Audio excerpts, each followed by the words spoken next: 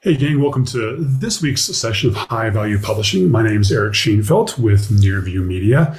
Really glad you could join us today.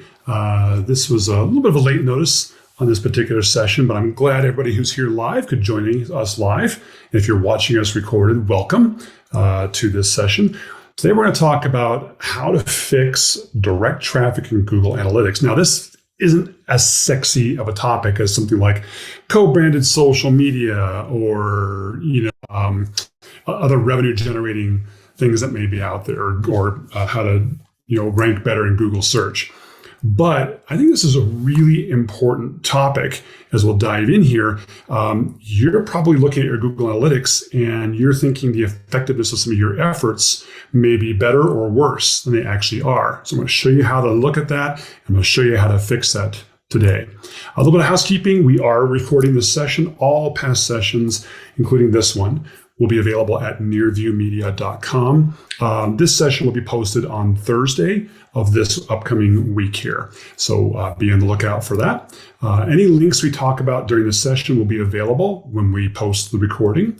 And please subscribe to this as a podcast. It's available on all your favorite podcast platforms. If you are already subscribed as a podcast subscriber, hey, please leave us a review. That would really helps other people realize that this isn't just some fly-by-night thing. This has actually got some valuable content to it.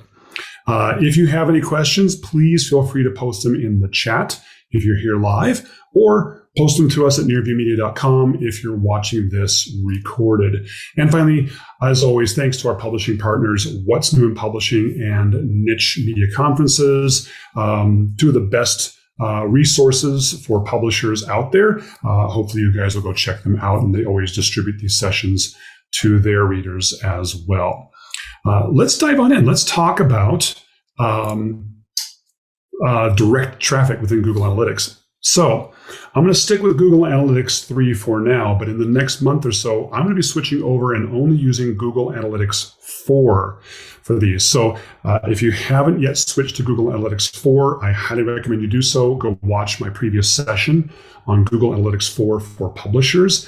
You need to be moving over there immediately. All data is being shut down to Google Analytics 3 as of the end of June 2023. And you want as much historical data as you can, because historical data from Google Analytics 3 will not be transferred into Google Analytics 4. A little separate note, go check out my previous session about that and get Google Analytics 4 implemented.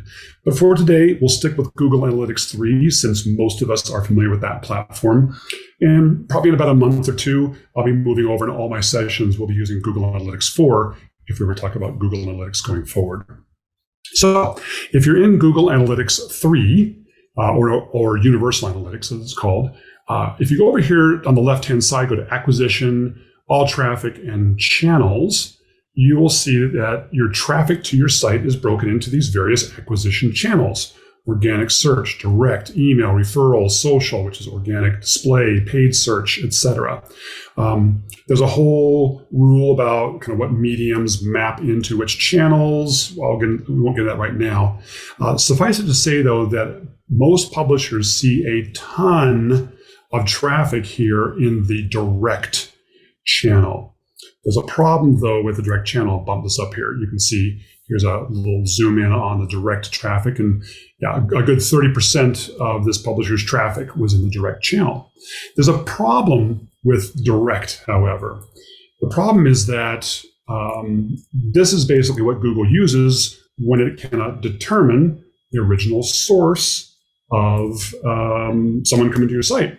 So for example, if someone were to type in your site, this happens to be BizTimes, if they typed in biztimes.com, return, and someone went directly to biztimes.com, that would indeed be direct traffic. However, there's a problem here, and I'll show you the proof of this. The problem is that I'd say up to 90% of direct traffic is actually unknown traffic. In other words, Google doesn't know where it's coming from. It has no referrer. It has no way of knowing where that traffic is coming from.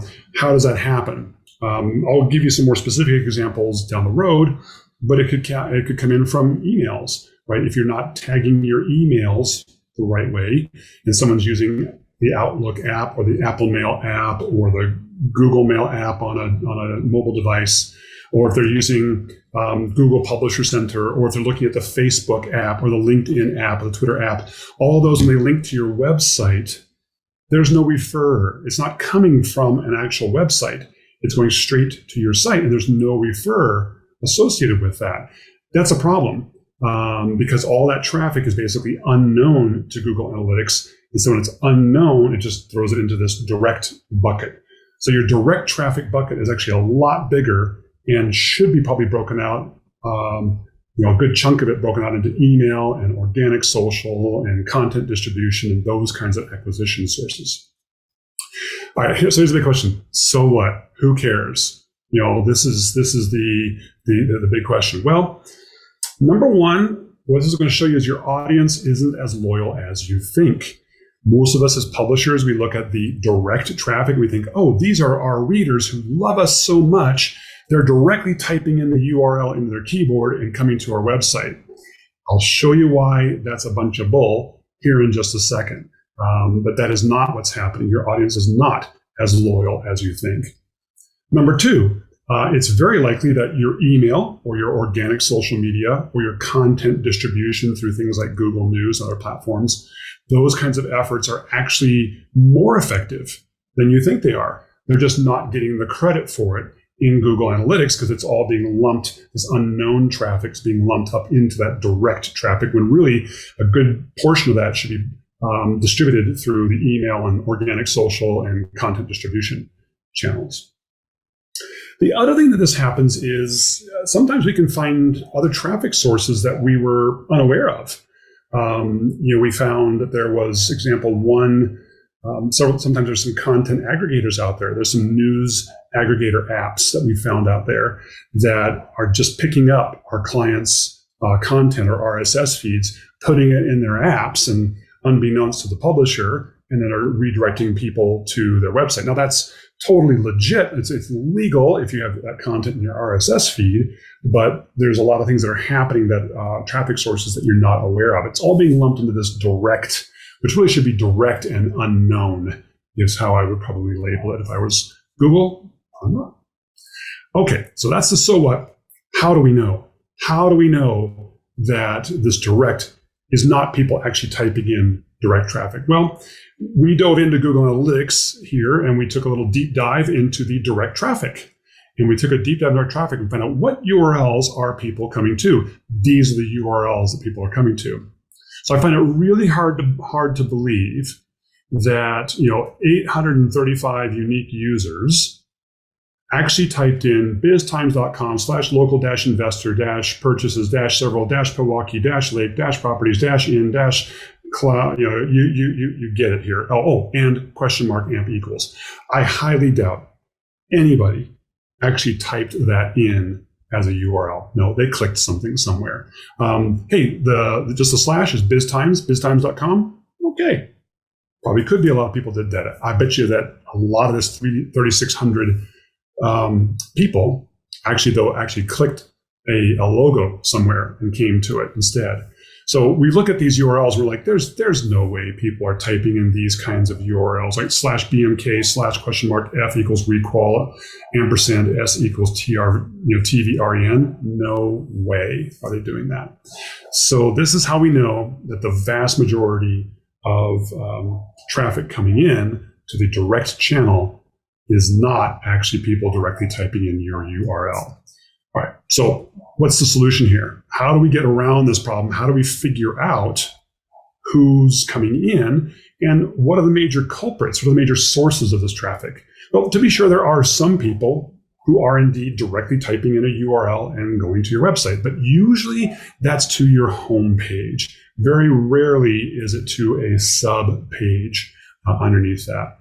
Oftentimes it's email. I see email as a culprit. Now, let me clarify. If someone's coming from something like Gmail and using the website-based version of Gmail, or they're using the website-based version, the web-based version of Outlook.com, for example, or Hotmail or Yahoo. They're using the web browser-based version of email. When someone clicks a link and goes to your site, that is indeed coming in as referral traffic from those particular sources, because it's going from one website to another website. But, as in the screenshot I grabbed here, if I'm using the Gmail app, or if I'm using the Apple Mail app, or if I'm using the Outlook app, or whatever I may happen to be using on my phone, and I click on an email in the app and go to the website, that's not coming from a website. And most email is actually read on these kind of app type devices, including the Apple Mail app on desktop and the Outlook app on desktop. So most people are actually coming through these apps, these desktop and mobile apps on email and going to your website. If you don't have this properly tagged, that's all going into that direct unknown traffic. Second biggest culprit I see, social media. So we post to social media. Now, again, let me clarify. If someone's using the web-based version of Facebook or the web-based version of Twitter or LinkedIn and clicks a link to your website, that will indeed count as a referral traffic because it's going from one website to your website. Google knows where it came from, no problem. But the vast majority of people use the native apps, the native Facebook or LinkedIn or Twitter app. And when someone then clicks on a link to your website, like this Indianapolis Business Journal link, if they click this link and go to the Indianapolis Business Journal website, IBJ has no idea that this just came from their organic Facebook post. No idea at all. It's just going to go into this direct or unknown bucket. Right? Same thing happens on Twitter. Same thing happens on LinkedIn. The third biggest culprit, Google News, Google Discover, other content distribution channels. This is not going to happen with like Facebook Instant Articles or Apple News, because in those cases, Facebook Instant Articles and Apple News actually take your content and they put it into their own template. So when people read your content on that platform, they're reading it within the Apple News or the Facebook Instant Articles infrastructure and the actual apps. And they're not going to your website. So it's not actual page views to your site. You track that differently. But in the case of Google News, whether it's the web version of Google News, news.google.com, or whether it's the Google News app or even the Google Discover app, when people click on the app itself, on the news item in the app, like I see here in the screenshot, and go to your website, that's not being tracked. It's not being tracked because it's going straight from an app straight to your website. Okay, there's some other places that could happen. Things like I see a lot of people use website push notifications. If you're using push notifications, any traffic that comes from a push notification to your website will go as direct unknown, unless you specifically add some tracking parameters to it. Sometimes we'll do some ad programs out there, right? We'll do some Google ads or Facebook ads or LinkedIn ads or other kinds of ads to drive people to our site. Again, if those aren't tagged with the proper tracking mechanisms, it's not going to come through, and those will come through as something other than the direct unknown category. So these are the biggest culprits: email, social media, and things like Google News. So what's the solution? You just live with this big giant bucket of unknown direct traffic. Well, there is a solution here, and it's back to one of my favorite topics of all, the most obscure thing that every publisher's eyes gloss over on: UTM parameters. UTM parameters. Folks who are doing with me live, if anyone can tell me what UTM stands for, pop that in the chat. You'll get the bonus points for the day if you know that. But UTM parameters are what Google Analytics uses to track the source of traffic to your website. All right, Heidi jumped in. This was the first one. Sorry, Drew. Oh, yeah. And Heidi's absolutely right. It stands for Urchin Tracking Mechanism. The Google Analytics 3, the universal analytics we all know and love, actually used to be the product called Urchin. Google bought it, But Urchin lives on to this day in the form of Urchin tracking mechanisms, or UTM parameters. And again, this is how we track where traffic is coming in to our sites from. Believe it or not, in Google Analytics 4, which is not built on Urchin, Google Analytics 4 is actually built on Firebase, which Google acquired recently. So it's actually built on Firebase. But UTMs will live on Urchin, will live on past Urchin, past Google Analytics 3, into Google Analytics 4, because UTMs will still be a thing with Google Analytics 4. So Urchin will live on. It makes me happy. So UTM parameters are these tracking mechanisms. Now, for the most part, UTMs are automatically assigned. So if someone's coming in from a website to your website, the fact that it's a referral from another website, it'll come in and automatically have the campaign source being the domain it came from, the campaign medium being referral. That'll automatically come through. If you're using something like Google Ads can automatically append that, and you'll see PPC as the source. But for most other places, we have to assign UTM parameters. And what does this mean? It really means that whatever URL you're going to go to, you attach some parameters to that URL that tell Google Analytics where this came from. And typically it's going to have a source, it's going to have a medium, and it's going to have a campaign of some sort. There's other parameters that could be passed in there as well. Heidi says, I love UTMs, but getting colleagues to use them is a challenge. It absolutely is. But keep up the good fight, because at the end of the day, it's actually going to help them. But if you want to out there, you can manually create UTM parameters. And this is great if I'm doing things like a social media ad of some sort. I use UTMs when we're sending traffic from our ad system to a third-party advertiser, so they can look into their analytics and know that the ads came from us. Right? UTMs are useful all over the place. But let's talk about UTMs for the three big sources of that direct unknown traffic. So, email. Most email systems, ActiveCampaign, HubSpot, I think Omeda does it, others, can automatically append UTM parameters, UTM tracking, to the end of a URL. I'll show you an example of that. You usually, however, have to enable that UTM tracking. Sometimes it's at the campaign level. Sometimes it's a global setting that can be overridden. Every email system is different how it does it. But in general, this is the format, right?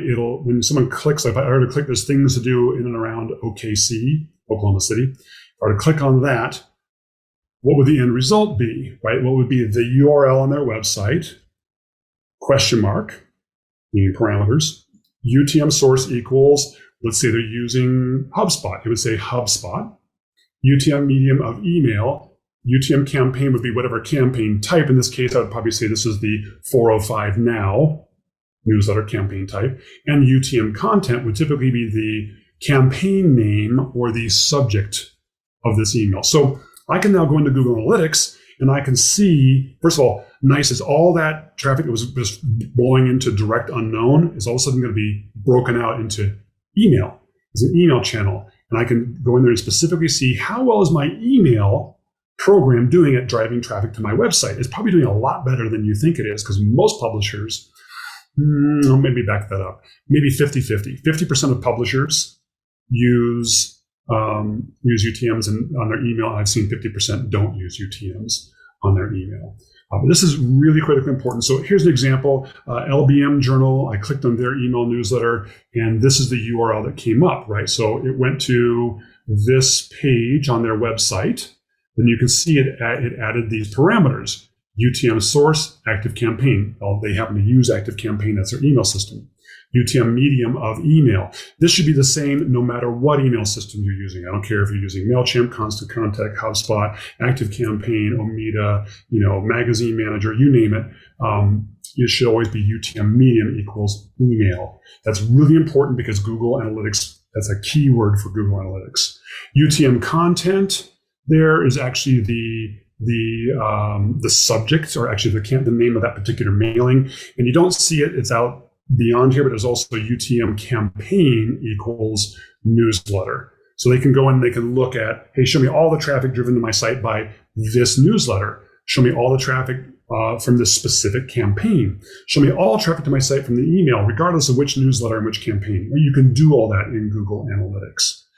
So that's one example. That's how you should be doing it. Make sure every one of your emails is being tagged with UTMs. The best way to tell, open your email newsletter, click the link in your email newsletter, and if it's tagging right, you will see UTM parameters once you go to your website. Okay? All right. And here's an example. Yeah, you can see right here, if you go under acquisition, all traffic, source medium, you can see active campaign as the source. Medium is email, is their number one driver of traffic, right? That's great. I actually like to see that. I like to see email driving more than Google Analytics, and driving a lot more than their direct traffic over here. Okay, let's talk social media. So like Facebook, here's a Facebook post by Indianapolis Business Journal, linking over to their website. Some organic social management systems like HubSpot, Sprout Social, I'm not sure if Buffer does it. I don't know if the HubSpot social media management tool does it or not, but some of them can automatically add UTM parameters to your links so that when you put a link out, it has the UTM parameters. Right now, normally when we're posting links out to social media, we're just sticking the link to our website. Done, I'm a happy camper, I move on. But that destroys your tracking, because now it's going to go in, and if it just clicks just the base URL on your website, you're never going to see what source it came from. It'll just be lumped into that direct none category again. So you want to make sure you're adding social media parameters to every single, UTM parameters to every single one of the URLs you're sharing on social media, be it Twitter, be it Facebook, be it LinkedIn. So again, you can do this primarily through some social media management systems. If you're paying for that kind of a system, they will oftentimes have the ability to add UTMs, but again, you must enable it. And again, how do you know? How do you know if you have UTMs enabled? Well, go to a site, click on the URL, and if you see UTM parameters when you ultimately get to your site that correspond to the social media platform, you're golden. If you don't, then you got to figure out how to add how to add UTM parameters to your social media posts. Most WordPress plugins that automatically share a post to social media do not add UTM parameters. I'm not sure if there's a couple out there. We're doing some research on some. If anybody knows of one, please let me know. I'd love to know if there's a WordPress plugin out there that shares the social media that does add UTM parameters. Most of them do not. So we have to manually add the UTM parameters in a lot of situations, whether we're reposting something that we did before, whether we're posting something new that we posted to our website. So here's kind of an example, right? UTM source equals Facebook, obviously for a Facebook post. UTM medium equals organic, right? Organic flows into Google Analytics as an organic social media type post. UTM campaign, I put social post. This just means you could call it whatever you want, but the campaign is basically saying I'm going to be posting this is just my normal posting of my content to social media. And then usually UTM content will be equal to whatever the post title is. In that case, this big long thing here would be the UTM content variable. So again, I could boil down, I could look at Twitter, for example. LinkedIn. So UTM source, LinkedIn. By the way, use all lowercase. Don't use uppercase, lowercase. Use all lowercase where possible. It just keeps things simple. And then UTM medium of organic. Again, UTM campaign social post, UTM content equals post title. The only thing that changes is the source. This is a organic post, organic social post of this post on LinkedIn. This is an organic social post of this post on Facebook. So now I can go into Google Analytics, and again, my direct unknown, I've reduced the number of unknown and I've pushed it more into the organic social. So now we actually know how much traffic's coming in from those places. And I can differentiate between Facebook or LinkedIn or all organic social, or how much visits that I get from this specific post, regardless of platform, right? You can apply the same thing toward Twitter or really toward any social media platform for that matter. So that's social media. Let's talk Google News. So Google News, Google Discover, I have a whole other session here on high value publishing about that. I highly recommend that you watch that. We'll put the link to it when we post this session. But to really manage this, you want to control your own destiny. Google will spider sites. It will find news stories or articles that it thinks are interesting, and it will bubble them up into Google News or Google Discover automatically. However, I always counsel publishers to take control of that and create your own Google Publisher Center account. This is how you manage your presence on Google News and Google Discover. In doing so, you need to create a special RSS feed that is there specifically to push into Google Publisher Center, different from the normal RSS feed that you expose to other people or that you may use in automating newsletters or whatever the purpose you may be using it for. That RSS must contain special UTM parameters. So in other words, like this Oath Keepers article from Associated Press, sorry. When someone clicks that and goes through to the actual URL on the website, it should have this URL plus UTM source equals news.google.com, which is the Google News domain. And then I like to use a UTM medium of referral. This way, I don't care if they're using the desktop version on web or if they're using the app, it's all still Google News. It's all kind of a referral. It fits also because this really isn't social media. It's not an ad. It's not an email. It's not direct. So the best kind of medium that fits this is referral, because it's showing it, and then you click on it and jumping over your site. They're referring people to your site. I like to put a campaign of GPC, Google Publisher Center. I use GPC because I'm pushing this RSS feed into Google Publisher Center. It could get picked up by Google News. It could get picked up by Google Discover. You can't differentiate between the two. You can only do one feed. So that's why I use GPC for Google Publisher Center. But at least I know, hey, it was this effort of me trying to syndicate my content through Google Publisher Center to Google News, Google Discover that drove this effort. And then UTM content would actually be the post title. So that's how we kind of handle this. But you can apply the same concept to push notifications, for example. You could apply the same concept to content marketing ads that you may do for yourself or for your clients. But this is really important. I think if you usually find this, that the amount of traffic you see in a direct unknown is going to go way down. Now, it won't go to nothing. There's still a lot of other things that go in there. Occasionally, there's some bots that come in there. Sometimes there's some other traffic that's driving that we have to do some sleuthing on to figure out where it's coming from. Like that one Smart News that was picking up one of my clients' content feeds and was publishing it without them even knowing it. There's all kinds of things that are still going to go in there. But by reducing all that, at least you're going to see that your email efforts are getting the credit they deserve. Your social media efforts are getting the credit they deserve. Your content distribution efforts are getting the credit they deserve. And you're beginning to have a better picture of what's really driving traffic to your site, what's working, what's not working, and what you may need to put some additional effort into, or perhaps less effort into. Anyway, that's it for today. Really appreciate you guys joining me. Hopefully you found this useful. I know it's a bit of an esoteric subject, but I think it's a very important one, especially as we're trying to figure out what's working, what's not working, what do we need to put our limited resources to, and what should we pull our limited resources away from. That's it. I hope you guys have a wonderful rest of the week.